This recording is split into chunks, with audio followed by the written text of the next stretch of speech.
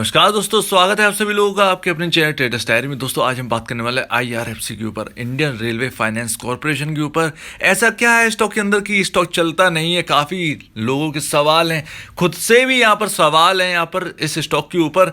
आज हम इसी के ऊपर बात करने वाले, हर चीज़ को एनालाइज करके देखें, हर चीज़ को पैरामीटर में रख के देखें, क्योंकि मोनोपोली यहाँ पर बताई गई थी कि यहाँ पर इस स्टॉक की जो है, इस कंपनी जो है रेलवे के अंदर मोनोपोली है, फिर भी हम यहाँ पर हैं। इसके पीछे का रीज़न क्या है और फ्यूचर ऑफ आईआरएफसी क्या है, यहाँ पर ये चीज़ हम जरूर देखें कि आईआरएफसी का फ्यूचर जो है आगे चलकर कैसे होने वाला है। इस चीज़ को समझेंगे, इसे ध्यान से समझिएगा, आपके सारे यहाँ पर सवाल जो है वो दूर हो जाएंगे। साथ ही यहाँ पर और इन्वेस्ट करना चाहिए, नए लोगों को इन्वेस्ट करना चाहिए आईआरएफसी में या नहीं, इसके ऊपर भी हम बात करें। चलिए दोस्तों, पहले आंकड़े के साथ साथ हम अपनी बात को पूरा कराएंगे, नहीं तो एक पन्ने पे ही सब चीजें पूरा करना यहाँ पर पॉसिबल नहीं है। चलिए दोस्तों तो करते हैं। तो दोस्तों आईआरएफसी का जो प्राइस है वो 23 रुपए पर है। इसका 26 रुपए पर आपको पता है इसका आईपीओ आया था, तो वो 3 रुपए यहाँ पर पीछे है। बहुत लोगों ने, आईपीओ वालों ने, बहुत लोगों ने यहाँ पर बेच के निकल गए। आपको मैं बता दूं, बहुत लोग यहाँ पर बेच के निकल गए क्योंकि यहाँ पर कोई रिटर्न ही नहीं था। दूसरा आईपीओ ऐसा था कल्याण ज्वेलर्स के बाद आईआरएफसी, जो कि कोई रिटर्न देकर नहीं गया है। यहाँ पर एक बार 26 रुपये पहुंचा भी था, तो वहां से गिरकर फिर से यहाँ पर 23 रुपये। लेकिन हाँ, इस स्टॉक के अंदर वॉल्यूम्स की कोई कमी नहीं है। 70 लाख का वॉल्यूम इसमें रोज होता है, कभी कभार तो 1 करोड़ के ऊपर का वॉल्यूम हो जाता है, इतनी यहाँ पर खरीदारी है। एक चीज़ मैं आपको बता दूं, फिर हम अपनी बात को पूरा करें। इसके अंदर जो है आप देख ही रहे होंगे 40%, 53, 43, 54, 50, इस तरीके से यहाँ पर डिलीवरी जो है वो इस स्टॉक के अंदर जाती है। भले ही स्टॉक चल नहीं रहा है, लेकिन यहाँ पर आपकी डिलीवरी यहाँ पर जाती है। ऐसा क्यों, मैं आपको बताता हूँ एक अच्छी चीज़। अगर आपको कोई डिविडेंड वाला स्टॉक चाहिए, डिविडेंड वाला हो, सस्ता हो, पीएसयू हो, तो आपके लिए ये स्टॉक बना है। बाकी यहाँ पर रिटर्न की जो है, यहाँ पर रिटर्न के लिए यहाँ पर कोई आप यहाँ पर अपना सोचिएगा मत, क्योंकि यहाँ पर जो है रेलवे की सबसे महंगी कंपनी है आईआरसीटीसी के बाद। अगर हम बात करें आईआरसीटीसी की, तो आईआरसीटीसी यहाँ पर 2400 के आसपास है, तब उसका मार्केट कैप इसके मार्केट कैप के बराबर है, पहली बात। तो उम्मीद है आप यहाँ समझ गए होंगे। चाहे आप इरकॉन देख लीजिए, चाहे आप कोई भी भारतीय रेलवे की आरबीएनएल, ये सब कोई भी कंपनी देख लीजिए, आपको इससे सस्ती मिलेंगी, बहुत सस्ती मिलेगी, उनमें स्कोप है। लेकिन ये चलेगा तो ये हाथी है, चलकर तुरंत बैठ जाएगा। एनटीपीसी समझिए इसे एक तरीके से। अब चलिए हम बात करते हैं, इसके मेन पॉइंट पर आते हैं। मोनोपोली की बात करी गई थी यहाँ पर। मोनोपोली, आपको मैं बता दूं, इंडियन रेलवे का कोई भी प्रोजेक्ट आता है तो आईआरएफसी से ही यहाँ पर फाइनेंस होता है, बाकी किसी बैंक से यहाँ पर फाइनेंस नहीं करवाते। ये जो है आईआरएफसी, वो दूसरी बैंकों से लोन उठा सकते हैं, लेकिन इंडियन रेलवे किसी से लोन नहीं ले सकता आईआरएफसी के अलावा। अब यहाँ पर मोनोपोली इंडियन रेलवे की भी जा रही है। यहाँ पर अदानी, रिलायंस, टाटा, ये सब यहाँ पर जब यहाँ पर प्राइवेटाइजेशन होगा रेलवे का, तो यहाँ पर कूदेंगे और यहाँ पर जो है अपनी प्राइवेट ट्रेन्स जो है वो स्टार्ट करेंगे। इस चीज़ को समझने वाली बात है। तो यहाँ पर जो स्टार्ट करेंगे, रेलवे प्राइवेटाइजेशन हो गई है, तो यहाँ पर ऑब्वियस सी बात है, यहाँ पर डर है मोनोपोली ख़त्म होने का आईआरएफसी। लेकिन ये एक रीज़न नहीं है इसके चलने का, ना चलने का, माफ़ करिएगा, ना चलने का इसका ये एक रीज़न नहीं है। इसका रीज़न है इसकी वैल्यूएशन इतनी महंगी हो चुकी है। आईआरसीटीसी जब आया था, बिल्कुल मात्र लोएस्ट वैल्यूएशन पर आया था, 300 रुपये पर लोएस्ट वैल्यूएशन, एकदम गिरी हुई रत्ती भर यहाँ पर वैल्यूएशन।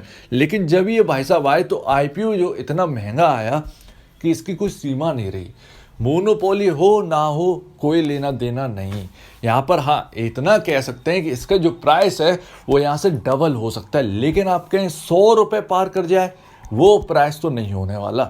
वो प्राइस तब होगा जब या तो यहाँ पर ये प्राइवेट हो जाए, ठीक है ना, जब ये प्राइवेट हाथों में चलिए, जब ये और किसी को भी लोन देने लगे, तो यहाँ पर हो सकता है। लेकिन यहाँ पर जो है, यहाँ पर वो सिचुएशन यहाँ पर जो है वो नहीं हो सकती है कि यहाँ पर 100 रुपये यहाँ पर लेवल क्रॉस हो जाए, क्योंकि यहाँ पर 100 रुपये अगर क्रॉस करेगा तो मैं आपको बता दूं 1,30,000 करोड़ की एनबीएफसी कंपनी बन जाएगी, जो कि भारत के अंदर कोई भी एनबीएफसी कंपनी का जो मार्केट कैप है वो सिर्फ बजाज फाइनेंस का है, बाकी किसी का नहीं है। 1,30,000 करोड़, 1 लाख करोड़ के ऊपर का अगर किसी का मार्केट कैप है तो सिर्फ बजाज फाइनेंस है, बस, और कोई नहीं है।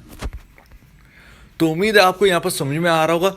फ्यूचर की अगर बात करें, फ्यूचर में मोनोपोली जा सकती है, क्लियर बात है, यहाँ पर मोनोपोली जा सकती है। यहाँ पर जैसे प्राइवेटाइजेशन हो रहा है, इसका भी कहीं प्राइवेटाइजेशन या इस कंपनी का हो या कोई और कंपनी आ जाए लोन देने के लिए, या बैंक्स को अलाउ कर दिया जाए कि आप लोन दे सकते हैं इंडियन रेलवेज को, तो यहाँ पर जो है सीधा सीधा यहाँ पर जो बैंक से लोन लेंगे तो फिर इनका जो धंधा है वो खतरे में आ जाएगा। खतरा तो यहाँ पर IRCTC का भी है। आप यहाँ ये मत भूलेगा कि IRCTC कहीं दूर के रह गए हैं। अगर यहाँ पर दूसरी कैंटीन स्टार्ट कर दी IRCTC की, तो यहाँ पर IRCTC की जो मोनोपोली है वो यहाँ पर ख़त्म हो जाएगी। इस चीज़ को ध्यान रखिएगा दोस्तों। यहाँ पर जो है आपको समझ में आ रहा होगा, हर चीज़ आपको यहाँ पर पैमाने पर, पैरामीटर पर आपको बताई जा रही है। अब यहाँ पर जो इसका जो प्राइस है वो क्या कहें, यहाँ पर लोएस्ट प्राइस है, लेकिन डिविडेंड स्टॉक बहुत अच्छा है। यानी आपको मान लीजिए अगर आपके पास 1000 शेयर भी हैं IRFC के अगर आपके पास 1000 शेयर भी हैं, तो ये कम से कम इतना दम रखता है कि आपको 1 से 1.5 रुपए की यहाँ पर जो है डिविडेंड पे कर सके, इतना दम है। तो आपका जो सालाना है वो कम से कम 1000-1500 रुपये तो ऐसे ही डिविडेंड से ही आ जाएगा। और स्टॉक अगर 1 रुपये 1.5 रुपये गिरता भी है तो वो रिकवर होकर खड़ा हो जाएगा। ये चीज़ आपका IRFC में दम है। लेकिन अगर आपको रिटर्न चाहिए तो आप RVNL, इरकॉन, इनमें देखिए, इनमें कोई रिटर्न की जो है संभावना उनमें है, लेकिन यहाँ पर जो है कम रिटर्न की संभावना IRFC में। आपका शेयर चलेगा, ऐसी कोई बात नहीं, चलेगा 50-75 यहाँ तक बिल्कुल जा सकता है। एक मोटी NBFC कंपनी है। NPA क्या NPA होगा? इंडियन रेलवेज में कोई NPA नहीं होता है, पहली बात तो मैं आपको बता दूं, सब क्लियरली होता है। यहाँ पर असेट्स जो है वो इनके कभी बिगड़ेंगे नहीं। सबसे पहली बात तो इस IRFC की यही है। तो उम्मीद है आपको समझ में आ गया होगा। अगर हम ये भी देखें कि इंडस्ट्री भी 4.71 है इसका, लेकिन 4.71 काफ़ी ज़्यादा लोएस्ट हो गया है। मैं इसको यहाँ पर जो है जांचना बहुत ज़रूरी है इस इंडस्ट्री PE को। अगर आप में से किसी को पता हो, प्लीज़ यहाँ पर जो है कमेंट सेक्शन में कमेंट कर दीजिएगा इसके इंडस्ट्री PE के बारे में। लेकिन इसका PE रेशियो अगर इंडस्ट्री PE अगर 12-13 भी होता है इसका, जो कि नॉर्मल NBFC का तो होता ही होगा 15 के आसपास, तब भी ये जो है सस्ता है। अगर 15 के कंपैरिजन देखा जाए तो 6.81 बहुत सस्ता है उसके कंपैरिजन देखा जाए। तो यहाँ पर वही है, मैं आपको बता रहा हूँ कि यहाँ पर जो है इसकी 25 से यहाँ पर 75 कब हो जाएगा, जब चलना स्टार्ट करेगा तो दौड़ के चलेगा। और मैं आपको बता दूँ 26 रुपये क्रॉस करने दीजिए इसे। 26 रुपये के बाद ये रेल की तरह चलेगा। आपको 45-50 रुपये कब दिखा जाएगा ये पता नहीं चलेगा, आपको भी नहीं पता चलेगा। तो 10% के मूव यहाँ पर दे जाए, कोई बड़ी बात नहीं है इस स्टॉक के लिए। शेयर होल्डिंग पैटर्न देखिए जो लेटेस्ट आया 2021 जून का पैटर्न है। 86.36% यहाँ पर प्रमोटर होल्ड करते हो। प्रमोटर कौन है? प्रमोटर हैं प्रेसिडेंट ऑफ इंडिया। लेकिन यहाँ पर FIIs की अगर हम बात करें तो 1.44% यहाँ पर मार्च 2021 में होल्ड करते थे, अब घटकर 0.86% रह गई है। DIIs ने भी यहाँ पर वही काम किया है। 4.23% होल्ड करते थे मार्च 2021 में, अब घटकर 3.74% हो गई है। लेकिन यहाँ पर रिटेल इन्वेस्टर 7.97 से बढ़कर 9.03 यहाँ पर हो गया है। फिर मैं कह दे रहा हूँ यहाँ पर आपको, कुल मिला के इस स्टॉक में अगर आप डिविडेंड के लिए बैठना चाहते हैं तो आप इस स्टॉक में डिविडेंड के लिए रहिए।